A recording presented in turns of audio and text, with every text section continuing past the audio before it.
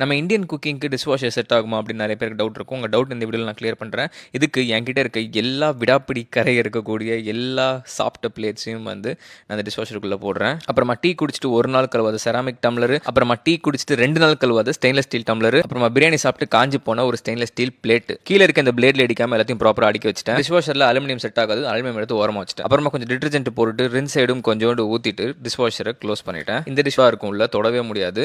And இப்போ எப்படி wash பண்ணியிருக்குன்னு நீங்களே பாருங்க. பிளேட்ல ஏதோ புது பிளேட் மாதிரி ஆயிடுச்சு. பயங்கரமாக க்ளீனாக வாஷ் பண்ணிருக்கு. அண்ட் செராமிக் பிளேட்ஸும் பக்காவாக பிசுக்கு இல்லாமல் செம்மையாக வந்து வாஷ் பண்ணிருக்கு. அண்ட் காஞ்சி போயிருந்த டம்ளர்லாம் இப்போ எவ்வளோ சுத்தமாக வாஷ் ஆயிருக்குன்னு நீங்களே பாருங்க. இந்த